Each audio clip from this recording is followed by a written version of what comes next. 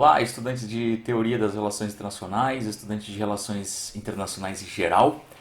O meu nome é Igor Castellano, sou professor de Relações Internacionais da Universidade Federal de Santa Maria e venho aqui trazer para vocês mais um tópico de discussões de teoria de relações internacionais que envolve as temáticas das nossas disciplinas de graduação e pós-graduação. De graduação, Teoria de Relações Internacionais C, de pós-graduação, mestrado em Relações Internacionais, é a Teoria de Relações Internacionais. Essas disciplinas tratam especificamente da evolução, mas a aplicação e a avaliação da progressividade das teorias de relações internacionais. O tópico de hoje vai envolver especificamente uma teoria que é difícil de enquadrar dentro daqueles aspectos que nós levantamos nas aulas anteriores, aquela metateoria de Henri-Lakatos. Essa teoria que nós vamos avaliar hoje, eu chamo aqui de teoria da hegemonia ou teorias da hegemonia. É um nome um pouco diferente para teorias que geralmente são nomeadas teorias da economia política internacional. Mas economia política internacional na realidade não é uma teoria em si, é um conjunto disciplinar, uma disciplina que envolve várias teorias e que na realidade um corpo dessas teorias a gente poderia chamar de teorias da hegemonia. E eu vou tentar mostrar para vocês que esse nome se encaixa um pouco melhor na metateoria lakatosiana. Eu queria fazer primeiramente uma ressalva e depois uma segunda ressalva.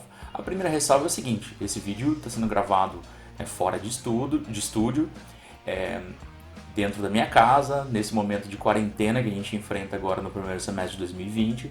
Então ele tem alguns desafios de infraestrutura. Vocês estão vendo ali atrás, eu estou num quarto, não estou num estúdio de gravação, que a Universidade Federal de Santa Maria disponibilizaria nesse caso. Então peço compreensão de vocês por questões técnicas, eventualmente falhas e dificuldades na edição. Segundo lugar, a discussão aqui de teoria, ela está muito envolta no desafio de compreendermos teoria de forma mais rigorosa do que costuma ser a análise de manuais de teoria de relações internacionais que a gente encontra tanto nas universidades brasileiras tradicionais, nos cursos de relações internacionais, quanto nas melhores universidades, nos melhores manuais, como por exemplo o Oxford Handbook of International Relations. Essa abordagem que aqui eu trago, ela tem um intuito de nos ajudar não só a compreender a narrativa das teorias de relações internacionais, as diversas correntes, mas tentar testar essas teorias, avaliar se essas teorias progrediram ou regrediram nos últimos anos, e mais do que isso, dar métodos ou um amparo metateórico para que a gente possa, primeiramente, analisar as teorias de forma mais aprofundada, segundamente, definir especificamente se essas teorias valem ou não valem a pena a gente levar em consideração e classificar essas teorias de forma adequada, e, por último lugar, nos posicionar em relação a essas teorias, do ponto de vista científico. Será que adotamos ou não adotamos tais teorias? E se adotarmos tais teorias, como vamos aplicá-las? Certo? Se quiserem então entender um pouco mais das teorias da hegemonia, fiquem comigo até o final desse vídeo. Bora lá! Bueno, vamos começar então a aula sobre teorias da hegemonia. Acho que vocês já conseguem ver no slide como essa aula vai ser estruturada. Nós teremos uma primeira parte que vai discutir sobre a composição do que o Henri-Lakatos chama de núcleo duro de programas de pesquisa científico, e uma segunda parte da aula que a gente vai tentar organizar as eventuais subcorrentes que existem nessa proposta de corrente teórica ou de programa de pesquisa científico nas teorias de relações internacionais, que a gente chama aqui de teoria ou teorias da hegemonia. Venham comigo então entender o que são essas teorias da hegemonia e por que elas podem ser organizadas desta maneira como estou apresentando aqui.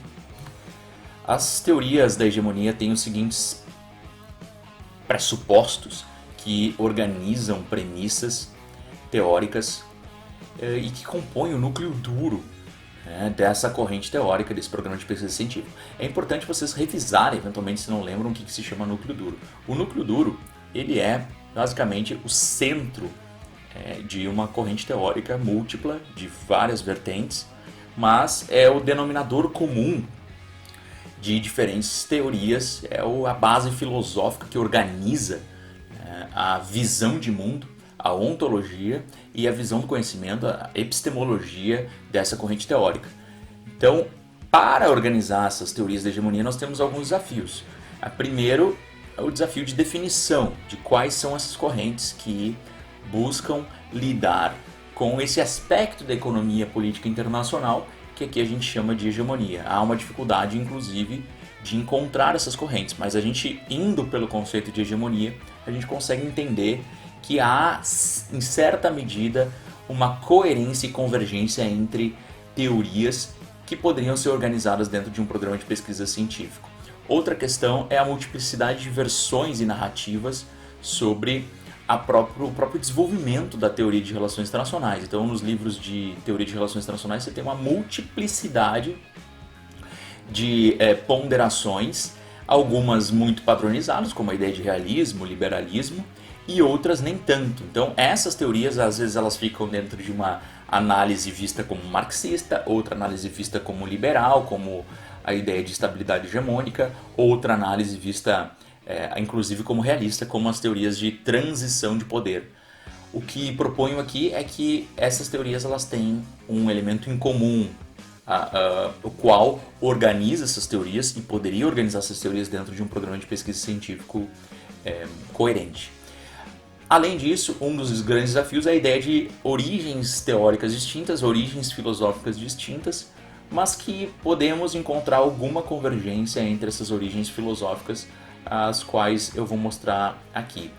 Uma base teórica para essa classificação que eu estou adotando aqui é o texto do Jonathan DiCicco e do Jack Levy, que foi publicado como um capítulo específico dentro do livro de Colin Ellman e Miriam Ellman, intitulado Progress in International Relations Theory.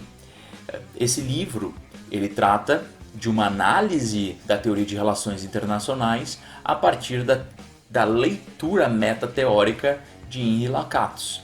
Especificamente no capítulo da teoria de transição de poder, a gente consegue encontrar essa passagem aqui. Eu não vou ler toda para vocês podem dar um pause no vídeo e ler com calma essa passagem, inclusive traduzir se tiverem interesse ou dificuldade de ler diretamente em inglês.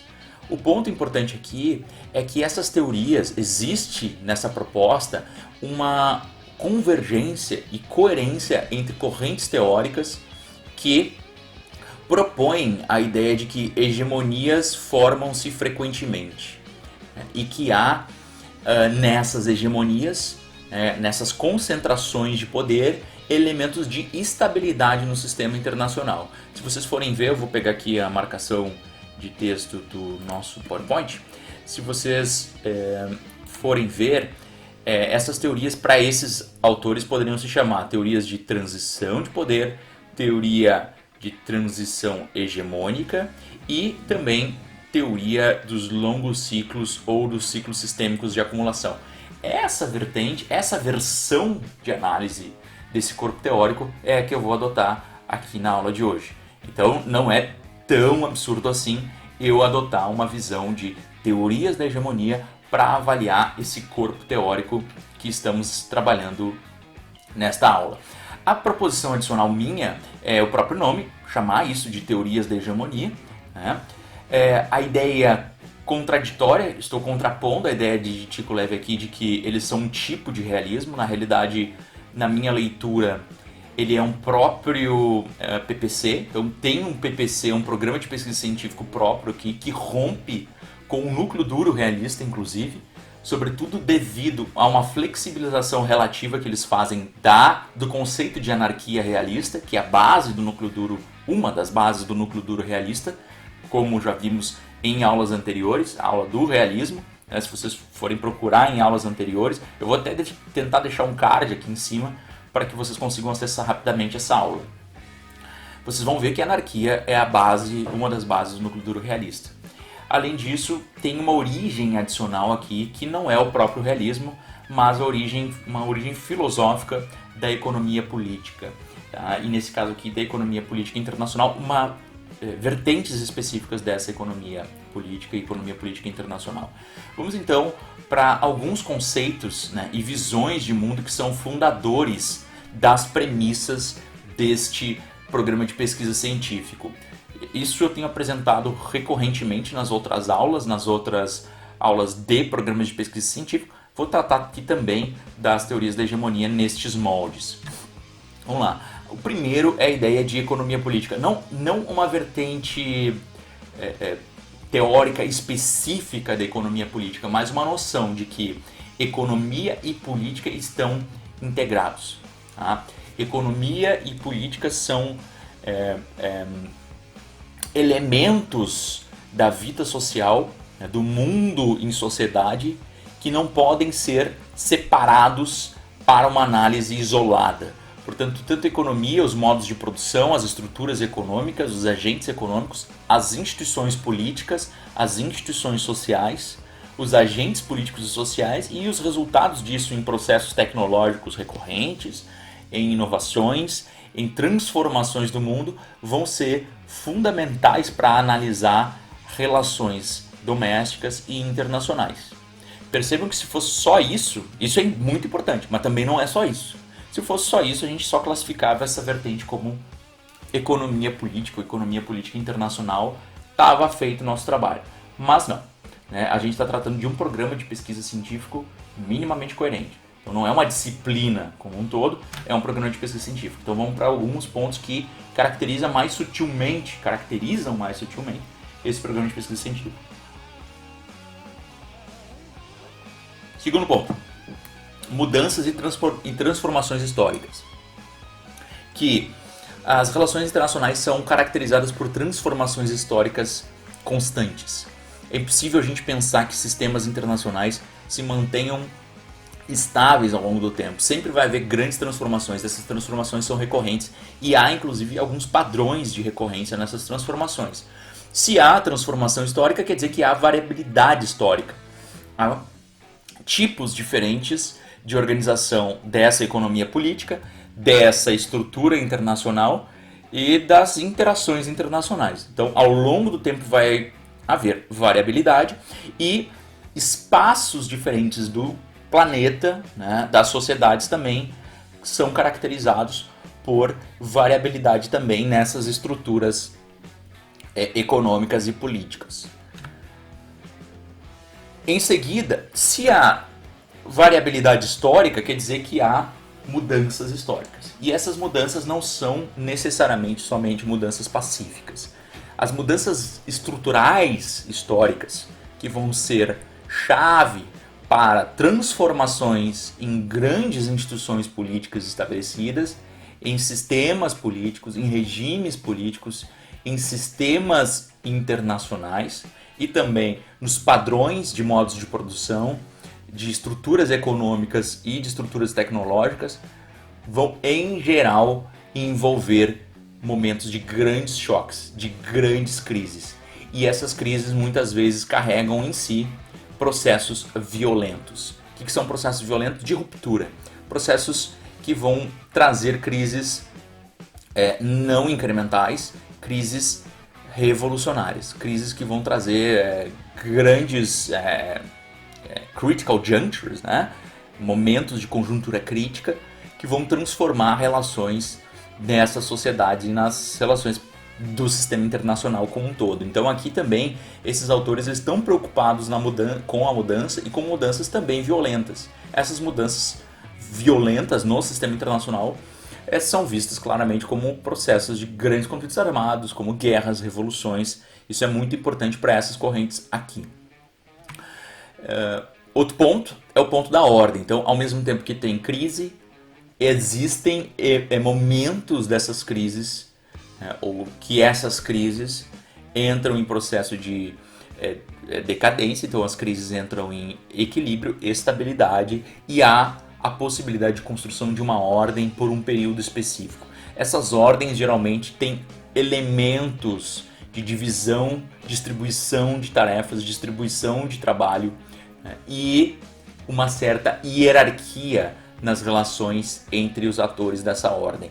Essa hierarquia é o que esses autores chamam de hegemonias, ou seja, o estabelecimento de um centro decisor, né, um processo de dominação em que alguns estados, alguns atores vão ser determinantes para o estabelecimento de uma ordem, enquanto vão ser capazes também de cooptar outros atores para que essa ordem seja minimamente estável. Não é, percebam, a ideia aqui de ruptura total com o conceito de anarquia, mas é uma ruptura qualitativa, é uma ruptura relativa e qualitativa.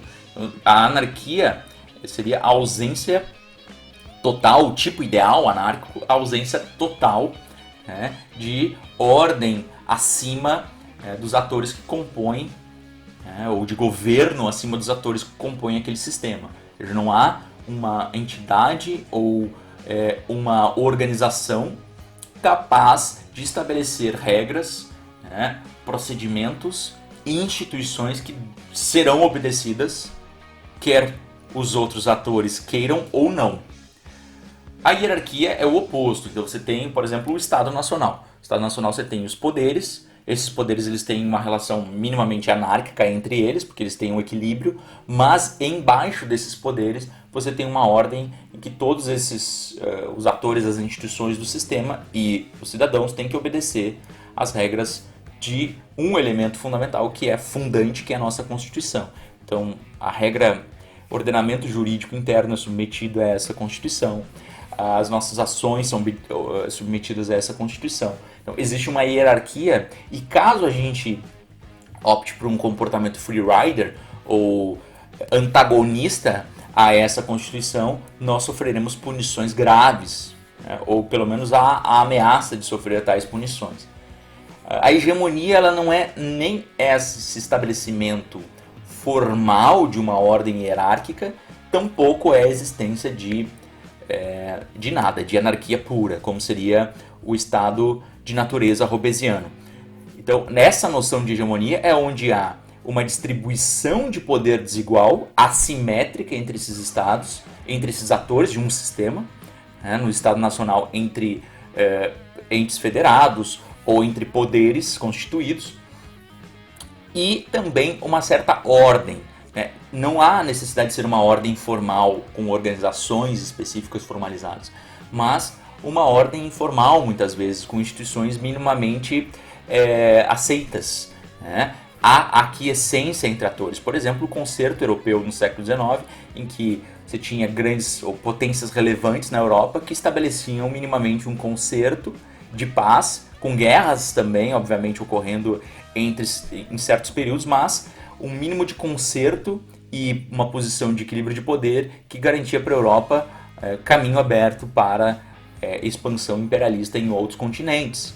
Então não havia uma potência específica, nem mesmo o Sacro Império Romano naquela época não era mais um império específico constituído com capacidade de impor as suas vontades, como era, por exemplo, no século XV.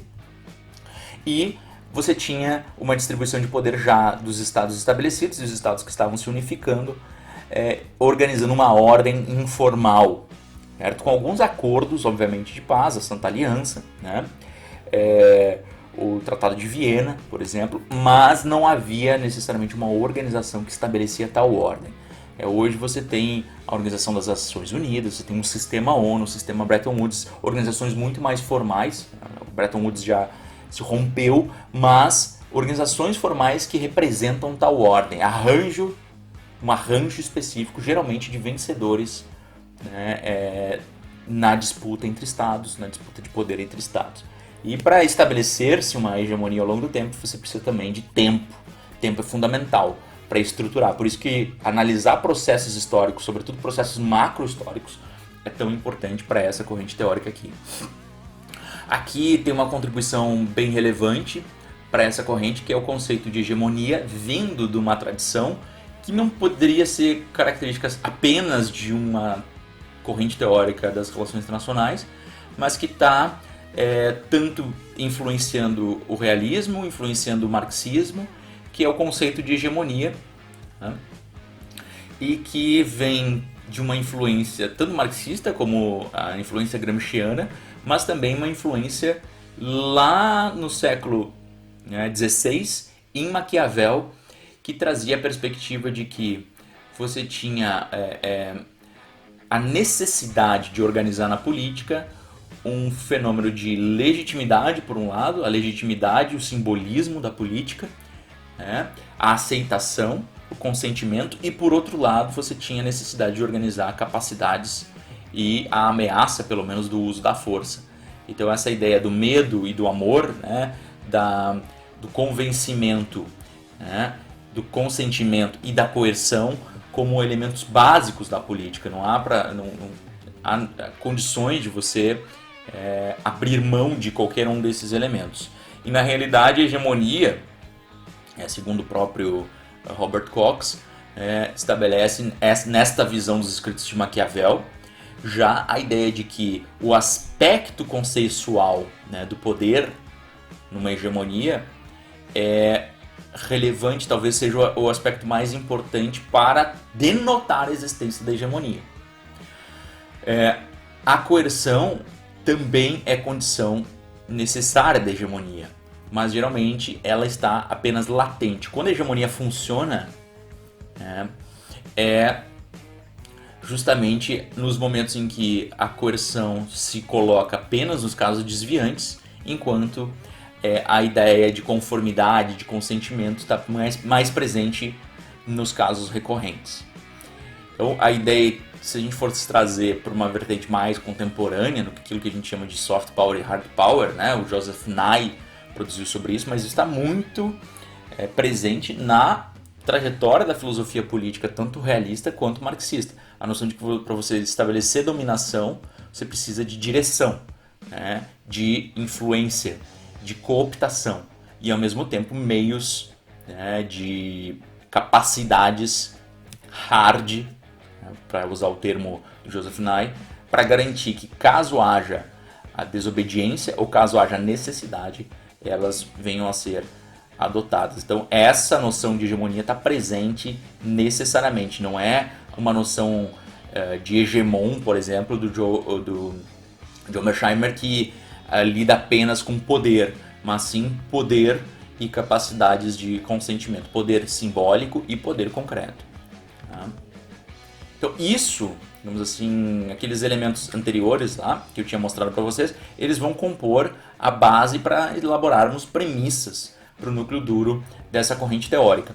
É importante lembrar que, como aqui é um vídeo de uma aula específica para a teoria de relações internacionais C, da graduação de relações internacionais da UFSM, isso aqui é uma tarefa de aula, né, que os estudantes transformem aquelas ideias, aqueles conceitos norteadores do programa de pesquisa científico em premissas. Um exemplo aqui é aquele conceito que eu mostrei, o primeiro, economia política, transformado em premissa.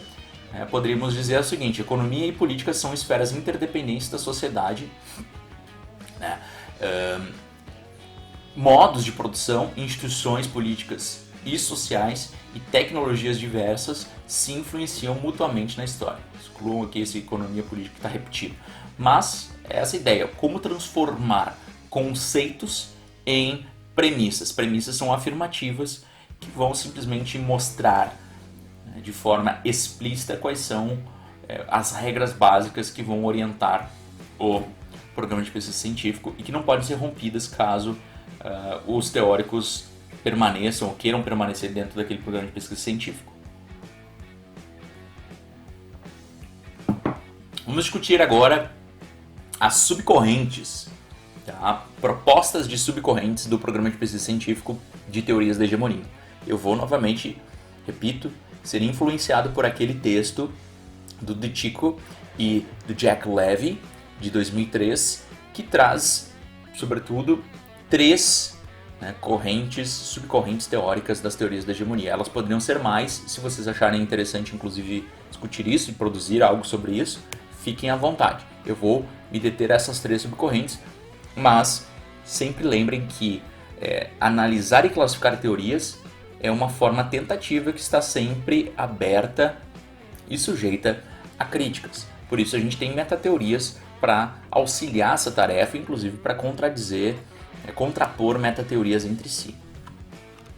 O PPC Lacatosiano, vocês já devem saber das últimas aulas, caso tenha acompanhado, que para você compor subcorrentes você tem que primeiro obedecer o núcleo duro, o que é o que a gente chama de heurística negativa, ou seja, o que não podemos fazer é romper com o núcleo duro. Então eu não posso ter nenhum tipo de teoria que vai atribuir à economia ou à política prioridade, né, ou caráter autônomo independente frente a outra esfera. Então eu preciso ter uma teoria que tenha necessariamente uma visão que respeite o núcleo duro. Além disso, ela vai seguir a heurística positiva, que é os tipos de testes e avaliações empíricas que podem ser feitos a partir daquele composto de núcleo duro.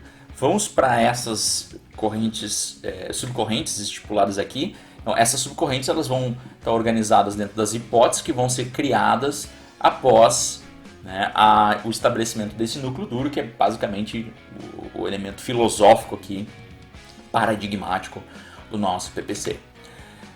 3 subcorrentes são aquelas que eu identifico aqui nas teorias da hegemonia. Primeiro, a teoria da transição de poder, a teoria da transição, segundo, a teoria da transição e estabilidade hegemônica, né? E terceiro, as teorias do sistema mundo e ciclos sistêmicos de acumulação. As teorias da transição de poder. O que é essa teoria de transição de poder? É a teoria que foi criada pelo Organski, né, já na década de 50, que estipulava a ideia de que existia certa hierarquia no sistema internacional e que o balanceamento entre estados, o estado dominante e o estado dominado, produzia conflito internacional, né? Sobretudo guerras entre atores dominantes e atores desafiantes que estava ascendendo, obviamente, e eventualmente em processo de sobrepujar ou aumentar o seu poder para além daquele estado dominante. Quando você tem um processo em que há aumento de capacidade do desafiante, e insatisfação com aquele status quo, com uma ordem, portanto, lembrem, está usando a ideia de ordem internacional, ou seja, regramentos, instituições que são inclusive decorrentes daquelas instituições muitas vezes domésticas do dominante, do status quo estabelecido, e que vão se generalizar para uma ordem internacional. Quando o desafiante tem insatisfação em relação àquele status quo e o dominante está em queda, correlacionada, né, com a ascensão do desafiante, há um processo de ocorrência de guerra. Então, nessa curva, nesse encontro, nesse choque, essa encruzilhada de curvas, é que há a ocorrência de grandes guerras no sistema internacional. Aqui a gente está tratando das potências dominantes do sistema internacional, aquelas que estão no topo de uma hierarquia de poder, de uma assimetria de poder nas relações internacionais, né?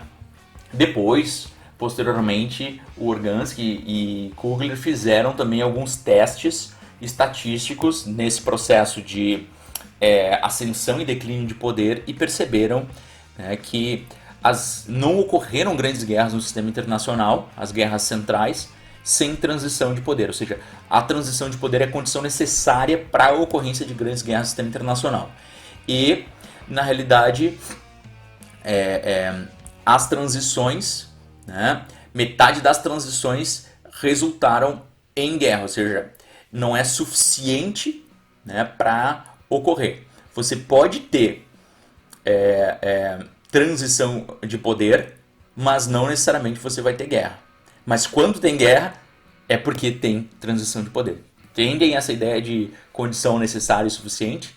A necessária é aquela que não ocorre o resultado sem que haja a causa.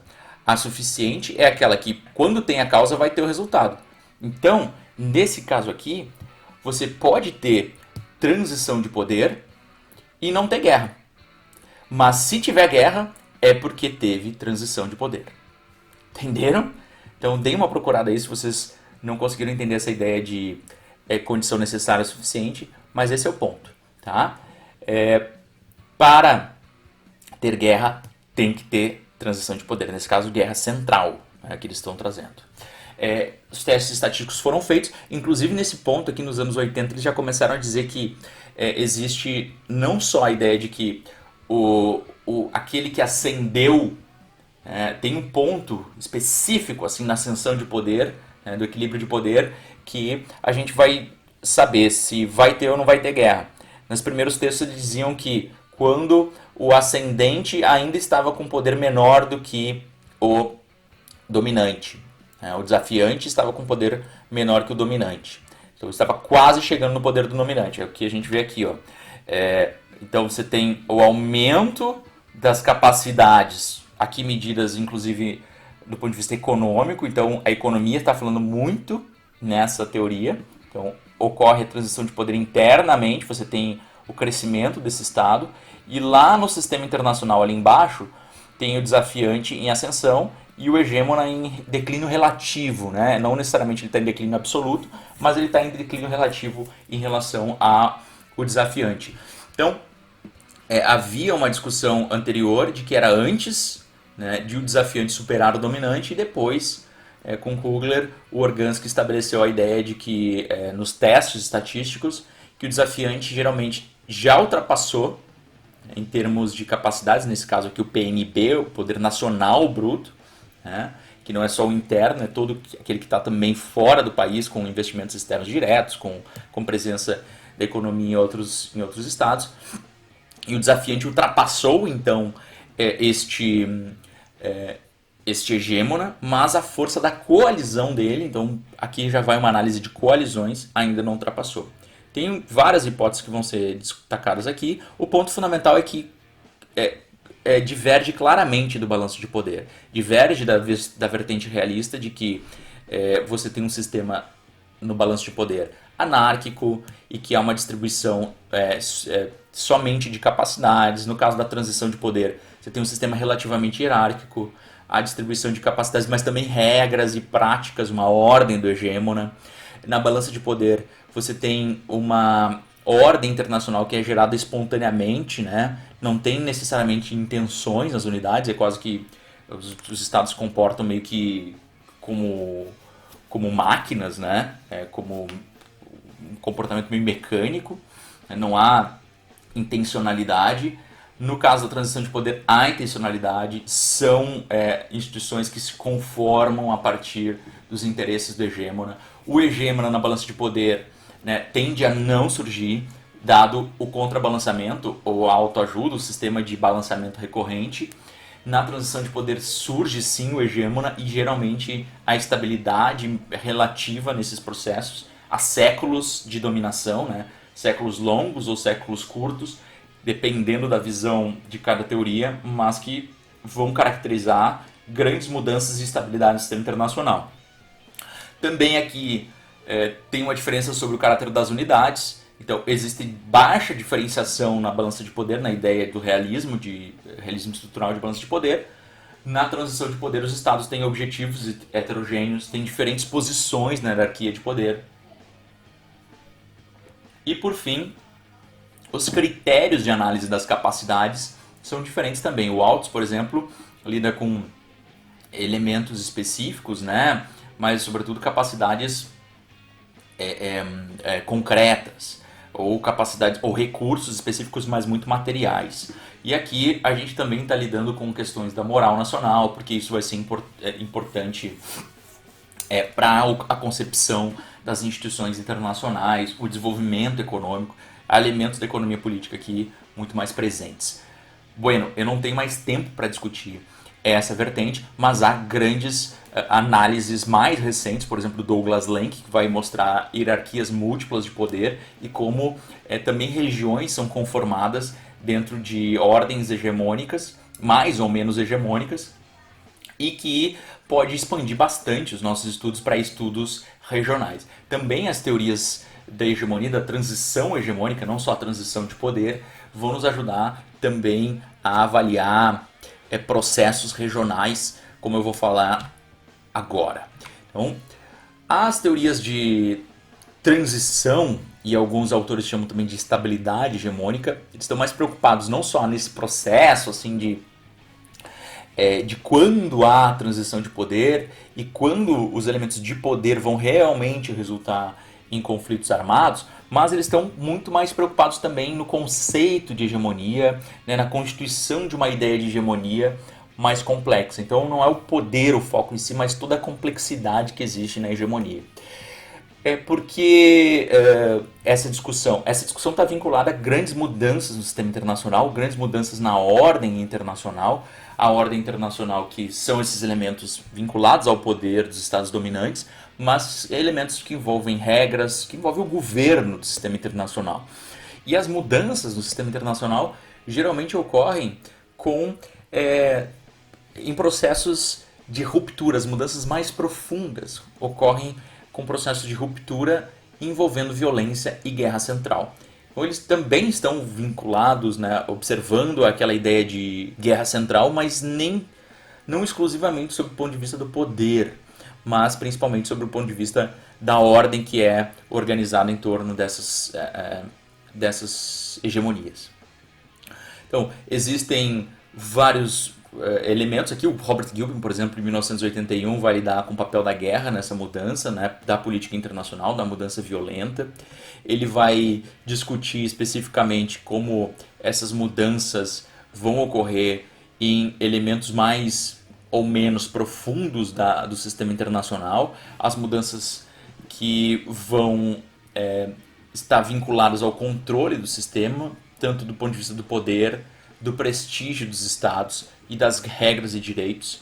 E essas mudanças podem ser tanto violentas, que vão lidar sobretudo com aspectos profundos e revolucionários do sistema, ou pacíficas, né, e dependendo de diferentes perspectivas, autores vão se filiar mais a uma análise ou a outra análise. A tradição mais hegeliana, que não é necessariamente marxista, mas que influencia também a tradição marxista, mas a tradição hegeliana de grandes transformações, da dialética, vai observar muito mais esses elementos de ruptura, está interessado sobre esses elementos de ruptura. A tradição mais liberal também vai ser influenciada e vai trabalhar nessa corrente e está influenciada também aqui na observação de mudanças pacíficas, né? E os tipos de mudança, Gilpin vai além na ideia de uma ordem estabelecida. Essa ordem hegemônica tem a ver com mudanças do sistema em si, né? O sistema internacional, o tipo de unidades, a natureza dessas unidades, o que configura esse sistema, o próprio modo de produção, né? As mudanças sistêmicas, né, no sistema, que são as mudanças de equilíbrio de poder, ascensão ou declínio de potências, que vão resultar, obviamente, em mudanças de hegemonia, né, de ordem do sistema, e as mudanças interacionais, que são mudanças que são as mais recorrentes lidadas nas relações internacionais, é nosso dia a dia, né, mudança de interação, conflitos, quem diplomaticamente cooperou com quem fez acordo com quem deu uma nota de repúdio a quem. Então, são mudanças recorrentes. Ele está mais interessado com as mudanças profundas nas relações internacionais. Essas mudanças profundas nas relações internacionais também são observadas por outros estudiosos, como a Karen Hasler e William Thompson, que vão tentar organizar e avaliar como que as guerras globais geram mudanças estruturais. Então, não só tentar ver as relações entre poderes, poder especificamente, né, e quando que isso produz guerra, mas também relacionar os processos de inovação e as relações entre o globo e a região, né? Como que existe uma relação de concentração e desconcentração de poder no sistema internacional como um todo e na região, e em regiões específicas, né? E como essa concentração e desconcentração produz guerras. Um elemento bem interessante, né, que vai estar, por exemplo, na análise deles sobre potências dominantes ao longo do tempo. Tem uma análise estatística específica que vai pegar a proporção das capacidades, nesse caso que eles adotam capacidades globais das armas navais decisivas, né, e quando há um estado específico tem o monopólio acima de 50% dessas capacidades, na época grandes navios de águas profundas, né? E no sistema internacional atual, inclusive submarinos nucleares, capacidade nuclear naval, especificamente, e como que essa predominância de estados ao longo do tempo vai gerar mais ou menos conflito no sistema internacional, relacionado também com momentos específicos. Aqui eles já trazem a ideia de ciclos específicos em que você tem a noção de, ao mesmo tempo que você está organizando um ciclo, criando uma coalizão, criando uma execução especificamente desse ciclo, ao mesmo tempo esse ciclo está entrando em colapso e um outro ciclo está nascendo. Então você tem momentos dentro desses ciclos, né? Portugal, Holanda, Grã-Bretanha, Reino Unido aqui já e Estados Unidos, organizando seus ciclos dentro de modelos mais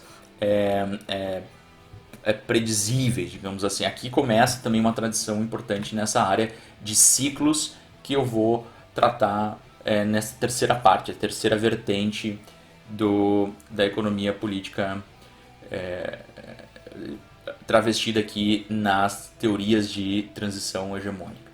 Aqui temos gráficos interessantes que mostram como existe liderança numa região específica e essa liderança às vezes se projeta para uma liderança global. E aqui uma relação que mostra em que momentos em que você tem uma potência global, né, e pouca hierarquia regional, né, são momentos de, segundo esses autores, vamos pegar aqui, por exemplo, no entreguerras especificamente aqui, são momentos de paz. Quando você tem o declínio de uma potência regional ou de uma potência global e a ascensão de uma potência regional, é o sinal então que essa potência regional possivelmente está tentando ascender como potência global, você tem conflitos internacionais. Esse ponto aqui específico da Hasler e do Thompson poderiam estar também na primeira vertente, mas pelo processo de complexificação dos ciclos especificamente e de como há essa relação entre globo e região, eu enquadrei nessa segunda vertente. Essa segunda vertente também tem uma versão mais complexa até de influência gramsciana sobre o que é hegemonia, sobre o conceito de hegemonia especificamente, e essa vertente foi traduzida aqui nos trabalhos do Robert Cox, né? O canadense Robert Cox, que traz para as relações internacionais os escritos de Gramsci sobre a hegemonia e também as influências de Maquiavel no Gramsci, né, sobre a ideia de príncipe, né? O príncipe moderno seria para o Gramsci os partidos políticos, como que os partidos políticos, os movimentos políticos se organizariam e conseguiriam hegemonia dentro do espaço de disputa política especificamente, né? Então aqui a gente tem uma tradução do Gramsci para as relações internacionais e a importância desse conceito que até então tinha sido quase que esquecido nas relações internacionais, muito embora havia produção desses autores que foram referenciados, Gilpin, né, Organski e Kugler, mas não havia uma projeção como há hoje o conceito de hegemonia, e o Robert Cox talvez tenha sido o responsável por isso. Então, essa ideia de mudanças orgânicas que vão trazer também mudanças nas ordens sociais. Aqui ele traz um aporte mais de sociologia política, né, e sociologia econômica para as discussões. Tá? Então vocês podem observar os slides se quiserem depois com mais tempo. Também uma ideia aqui também de ciclos, né, de hegemonia e não hegemonia, né, e contra-hegemonia ou de crise hegemônica. Isso também está presente aqui. Não está necessariamente presente uma análise mais econômica sobre isso, mas uma ideia também de que existem processos contra-hegemônicos dentro da hegemonia. Tá? As hegemonias são fundadas por estados vencedores, e esses estados vencedores aqui, uma contribuição também, passaram geralmente por revoluções socioeconômicas. São estados que tiveram inovação no sistema, são estados que conseguiram expandir para além das suas fronteiras uma hegemonia interna que se constituiu na disputa social. E esse modelo, na realidade, esse modelo vitorioso acaba sendo também um modelo a ser emulado no exterior. Esse modelo acaba também produzindo contradições, né? Você tem um modelo no centro do sistema, mas a periferia também tem antigas estruturas de poder, você tem uma contradição entre centro e periferia.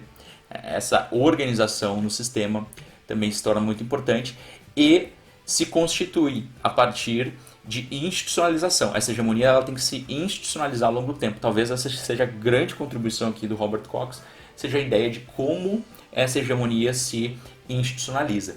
Depois vocês vão ver na próxima aula, videoaula, que o Robert Cox também poderia ser encaixado como um teórico crítico, mas eu estou tratando aqui especificamente da teorização sobre a hegemonia dele, tá? Então por isso lembre, a gente não deve classificar teóricos como tal e tal corrente, mas as obras, a produção que eles fizeram como mais teoria estrutural, o realismo estrutural, mais teoria do realismo neoclássico, não necessariamente os autores. Os autores mudam ao longo do tempo e mesmo assim produzem coisas diferentes.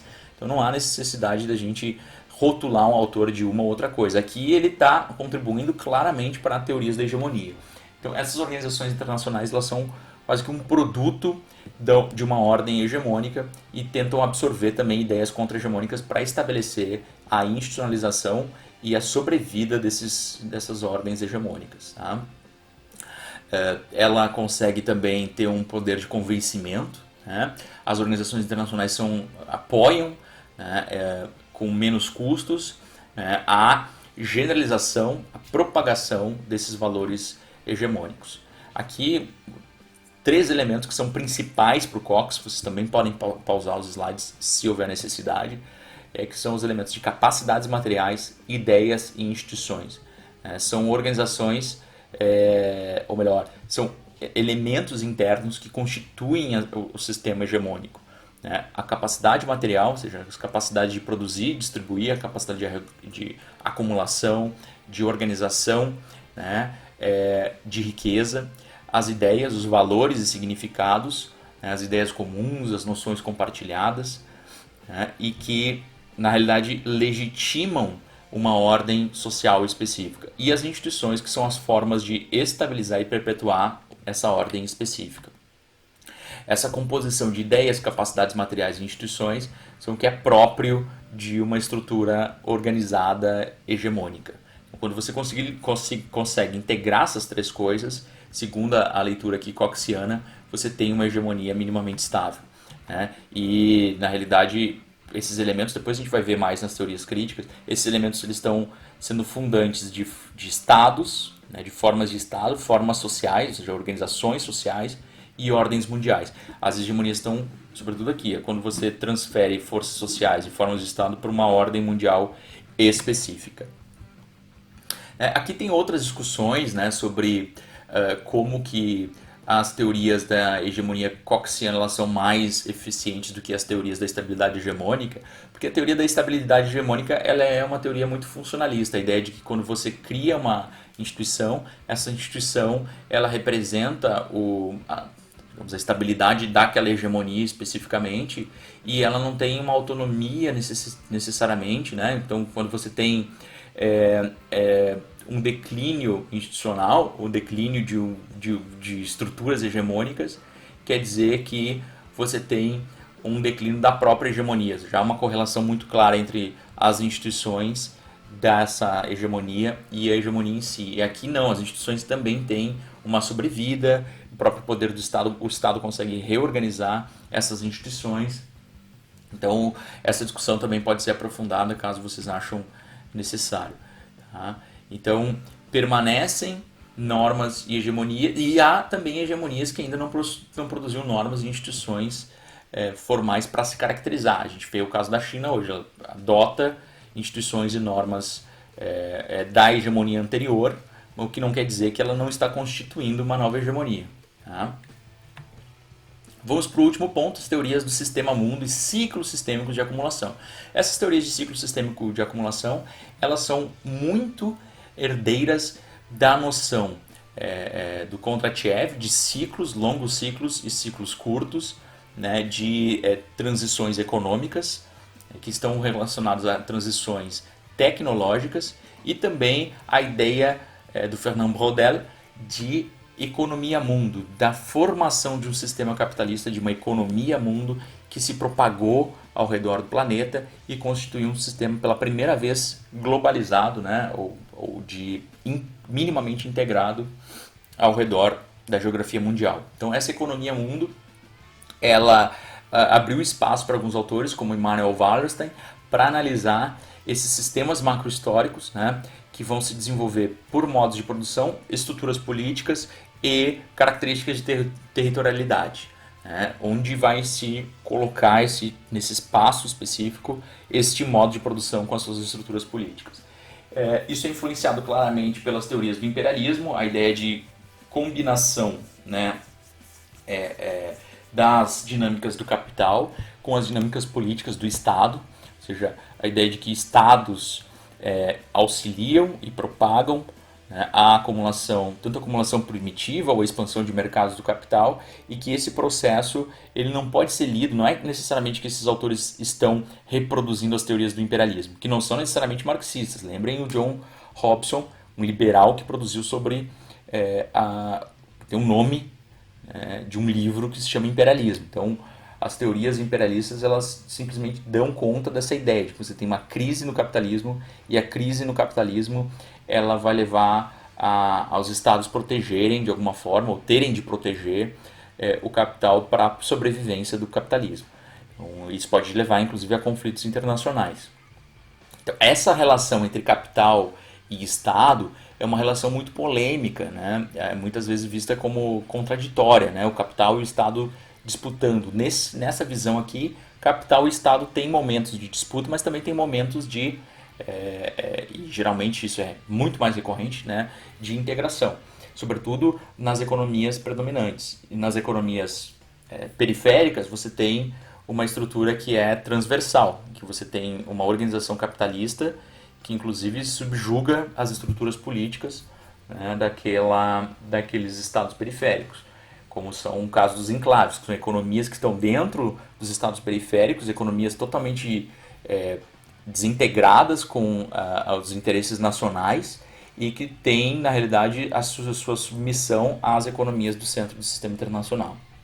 Então tem toda uma discussão sobre divisão internacional do trabalho, a ideia de deterioração dos termos de troca, que o processo de industrialização se mostra claramente importante, né, de inovação industrial, e não só a inovação industrial, mas também a capacidade dessa inovação industrial se tornar mercado de novos produtos, uma inovação que envolve também inovação política, né, de novas instituições que vão dar conta dessa inovação industrial, uma inovação dentro das firmas, inclusive, com discussões que vão ser muito sintéticas de várias ideias sobre inovações dentro da economia e da economia política, inclusive a visão schumpeteriana, uma noção sobre sistemas nacionais de inovação, que vem lá os sistemas nacionais econômicos de economia política, que vem lá do Friedrich List, e uma ideia, então, já concretizada aqui de relação entre capital e poder, criando também muitas vezes subsistemas que você vai ter também essa relação entre centro e periferia, que é contraditória, mas também muitas vezes é complementar. Às vezes a periferia ela se utiliza do centro para ascender e vice-versa. O centro precisa da periferia para se manter dominante no sistema. Então aqui vão estar presentes várias discussões sobre ciclo sistêmico de acumulação, aquilo que vocês já viram lá na Karen Hasler e no William Thompson. Aqui já foi previsto há muito tempo, muito mais aprofundadamente, a ideia de diferentes períodos de ciclos sistêmicos, né? Ciclos sistêmicos que aqui estão muito mais influenciados para aquela visão marxiana de você ter períodos de expansão material da economia, em que você transforma dinheiro, né, nesse nosso momento moeda especificamente, em matéria, em material, em bens materiais, né, e períodos de expansão financeira em que você tem mais circulação de dinheiro, mais liquidez na economia do que a produção material. Então, esses ciclos são caracterizados por esses processos cíclicos do capital e que vai ter características de superposição. Então, você tem, na medida em que você tem ascensão, a declínio de um ciclo, você já tem ascensão de um outro ciclo. É quase como ondas sobrepostas. né? Você tem abrangência geográfica diferenciada, você tem a importância de uma classe capitalista e de uma classe política dentro dos ciclos. Também existe um elemento importante aqui de ordem e desordem, períodos de caos sistêmico em que há, né, a crise, né, derivada da expansão financeira de um ciclo.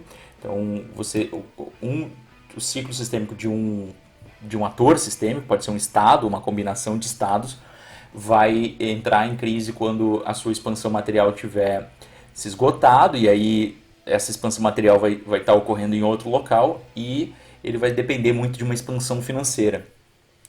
E esse caos sistêmico vai ocorrer, vai haver um declínio das instituições que organizam essa ordem econômica, social e política, conflito e novas regras. E esse processo de caos sistêmico ele vai ter crises sinalizadoras, né, um momento em que você percebe que o capital está se tornando cada vez mais financiarizado, e uma crise terminal. E essa crise terminal geralmente ocorre com guerras centrais.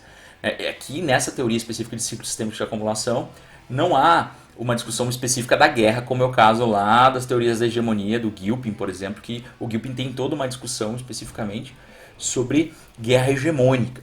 Aqui não, aqui é uma discussão muito mais de ciclos e como esses ciclos podem ser comparados. Esses ciclos têm períodos específicos, né? Tem um período de hegemonia, um período de transição hegemônica, né? De crise e quebra, então assim, período de crise hegemônica e quebra hegemônica, e o período de uma nova hegemonia. Ao mesmo tempo que você tem uma hegemonia, então você tem uma expansão sistêmica, né? A reorganização do mundo pelo Estado, ou do sistema pelo Estado hegemônico, e também, obviamente, alguns Estados candidatos a hegemonas vão emular o sistema hegemônico, mas vão também inovar em alguns pontos que vão fazer com que, em momentos de crise, de rivalidades, de competição, né, de conflitos sociais e emergência de novas configurações de poder, possa existir alguma capacidade daquele que emula um novo Estado se tornar um novo hegemona, ou um Estado hegemônico. O que vai produzir aqui o breakdown, que é o caos sistêmico, e ao mesmo tempo que tem caos sistêmico, você tem, ao mesmo tempo que há grande crise, há também grandes vitoriosos nas crises. Sempre há vitoriosos nas crises, aqueles que lucram com crises, né? E esses que lucram com as crises vão ser capazes de reorganizar o sistema. É só vocês verem a Segunda Guerra Mundial, a despeito das dezenas de milhões de mortos, você teve os Estados Unidos também, obviamente, sofrendo com esses custos, especificamente da Segunda Guerra Mundial, mas também a partir da sua capacidade de reorganização da sua economia, da sua força populacional, da sua mão de obra e da sua capacidade militar, os Estados Unidos conseguiram, nesse momento, uma capacidade de centralização das suas capacidades para se tornar um novo Estado hegemônico, para agregar mercados, para agregar inovações industriais, para agregar capacidade de meios de pagamento para financiar uma nova ordem internacional que ele ajudou a construir com a guerra, inclusive, vencendo o conflito armado. Aqui um quadro bem interessante do Arrighi Silver com as mudanças que ocorrem ao longo do tempo, que ocorreram pelo menos ao longo do tempo até o século americano, né, o longo século XX, que na realidade mostram mudanças nos ciclos sistêmicos de acumulação, ciclos intensivos, ciclos extensivos, ou seja, que o crescimento ocorreu mais fora daquele estado ou mais dentro daquele estado, né?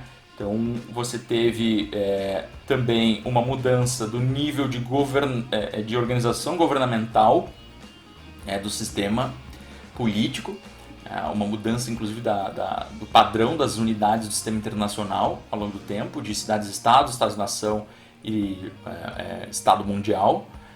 Essa mudança específica de ciclos extensivos, como o genovês e o britânico, ou o genovês ibérico, podemos dizer aqui, e o holandês americano, e um incremento cada vez maior, né, nos custos internalizados. Primeiro, os custos de proteção. A Genova não tinha internalizado os custos de proteção porque dependia de Portugal e da Península Ibérica em si para custear as grandes navegações. Então aqui, depois com a Holanda assumiu os custos de internalização. Então, Maurício de Nassau, a ideia de um exército, a engenharia de campanha como um elemento fundamental para financiar militarmente aquelas expedições de colonização ou de conquista de mercados. O Reino Unido e os Estados Unidos, obviamente, mantiveram esses custos de proteção, estados nacionais com exércitos nacionais, né? Além disso, os custos de produção, a ideia de produção capitalista, ou seja, industrialização, isso só foi feito no Reino Unido, né, na Grã-Bretanha, já no século XVIII, final do século XVIII, início do século XIX, que isso foi realmente constituído, e isso se manteve nos Estados Unidos, e os custos de transação, que são os custos de intraempresa, né? Você aumenta o tamanho das empresas, os custos de transação que as empresas tinham de fazer comércio, você torna grandes companhias, corporações internacionais, multinacionais aqui nesse momento, o padrão da economia americana. E os custos de reprodução são os custos mais importantes aqui nesse momento, que são os custos de desigualdade social. Como é que você faz com que todas as classes envolvidas no sistema capitalista, as classes sociais, tenham capacidade de reproduzir o capitalismo, ou seja, consumir, investir e consumir. Ou melhor, consumir e poupar para que o capitalismo consiga investir e ampliar seus mercados, né, e a inovação cada vez mais. Esse é um ponto importante que o Arrighi, o Piketty têm discutido mais propriamente, o próprio Manuel Wallerstein, sobre se o capitalismo vai ou não vai conseguir fazer isso. Finalmente, chegamos então à organização aqui final do que a gente chamaria de PPC, de teorias da hegemonia. Esse PPC está organizado a partir daquela proposta, lembra, né, de Tycho e Levy, em 3 subcorrentes: transição de poder, transição hegemônica e ciclos sistêmicos de acumulação. Como que a gente poderia listar hipóteses que estão sendo testadas por esses autores? As hipóteses que eu falei na minha apresentação e as hipóteses que vocês, estudantes aí mais formais da disciplina de Teoria de Relações Internacionais, da graduação e de pós-graduação, leram nos textos que foram passados por vocês. Como que vocês poderiam testar? Como que vocês poderiam listar essas hipóteses? É uma tarefa da disciplina que envolve, então, quais são as premissas do núcleo duro. É importante que vocês tentem listar, fazer esse esforço em casa, né? Qual é a heurística negativa desse núcleo duro? Qual é a heurística positiva? Quais são as hipóteses auxiliares que estruturam as subcorrentes? Cada uma dessas é tentativo, vocês não precisam estar 100% cientes de todas as hipóteses. Envolve sim, para quem vai apresentar trabalhos, nesse caso, nas duas disciplinas, fazer uma pesquisa específica sobre que hipótese parece estar avançando mais, né? Mas quem está simplesmente estudando na disciplina e não é responsável por um grupo desse PPC, pode simplesmente listar o que aparece nos textos e o que eu apresentei aqui na aula. Em quais hipóteses auxiliares as subcorrentes convergem ou divergem. Então é importante a gente fazer uma organização assim. Por que elas são correntes diferentes? O que elas têm de diferente entre si? Senão seria uma corrente só. Onde elas convergem e onde elas divergem? Isso é importante. E aí uma discussão um pouco mais aprofundada que a gente deve fazer nos seminários aí das disciplinas presenciais, sobretudo. Mas no caso de um mestrado a gente está fazendo também à distância, né, seminários online. Quais avanços foram progressivos ou degenerativos na visão lacatosiana? O que foi progressivo, o que foi degenerativo do ponto de vista lacatosiano? O que se comprovou do ponto de vista de predição, que é importante no Lakatos. Quem realizou tais avanços? Qual é a produção atualizada dessas áreas? Então tem aquele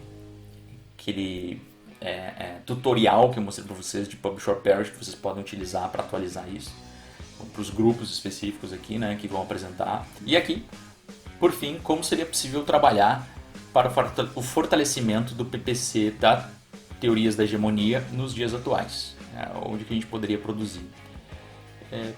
Fico por aqui e espero que tenha sido proveitoso para vocês e que tenham compreendido um pouco sobre essa proposta aqui de organizar algumas teorias da economia política internacional no que a gente chama de PPC, o Programa de Pesquisa Científico de Teorias da Hegemonia. É isso aí, pessoal. Espero que tenham gostado da videoaula. Espero que tenha auxiliado nos estudos que vocês estão fazendo de teoria das relações internacionais, sejam estudos formais ou informais, seja para uma disciplina ou para interesse próprio de vocês. E para os estudantes de Teoria de Relações Internacionais da Universidade Federal de Santa Maria, espero que tenha ajudado a organizar os trabalhos, organizar as atividades das disciplinas que estão cursando. Até a próxima, um grande abraço.